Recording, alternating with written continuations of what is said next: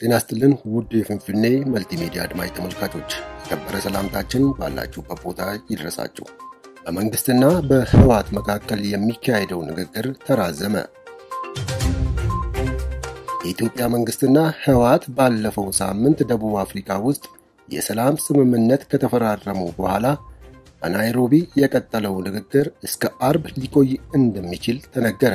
የፕሪቶሪያውን ስምምነት ተከትሎ ሰኞ ህዳር 7 ቀን 2022 ዓ.ም በሁለቱም ወገኖች ከፍተኛ ወታደራዊ አመራሮች አማካኝነት መካሄድ የጀመረው ንግግር ዛሬ ረቡዕ ህዳር 9 ቀን 2022 ዓ.ም ይጠናቀቃል ተብሎ ሲጠበቅ ነበር።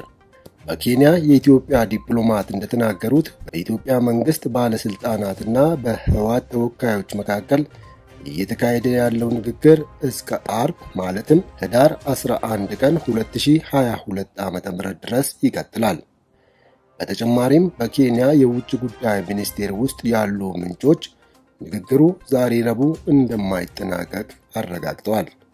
እየተካሄደ ያለው ንግግር በተያያዘለት ጊዜ ረቡዕ ሊያበቃ የሚችልበት እድል ጠባብ መሆኑ ሁለት ቀናትን ጨምሮ እስከ አርብ ሊቀጥል እንደሚችልም ለመረዳት ተችሏል።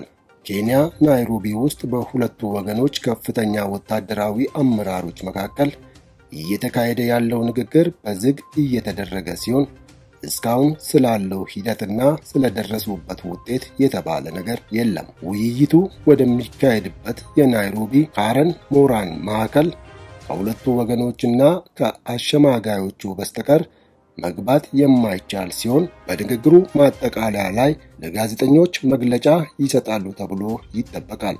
በሰሜን ኢትዮጵያ ለሁለት ዓመታት የተካሄደውን ደም አፋሳሽ ጦርነትን ለማብቃት በአፍሪካ ህብረት አሸማጋይነት በደቡብ አፍሪካ ውስጥ የተካሄደው የመጀመሪያው ዙር ድርድር በተመሳሳይ ከተያዘለት ጊዜ ተጨማሪ ቀናትን መውሰዱ ይታወሳል። ባለፈው ሳምንት የኢትዮጵያ መንግስትና የህወሓት ባለስልጣናት ለሁለት ዓመታት የዘለቀውን ጦርነት ለማብቃት ቋሚ ግጭት የማስወገድና ትጥቅ የመፍታት ስምምነት ተፈራርመዋል።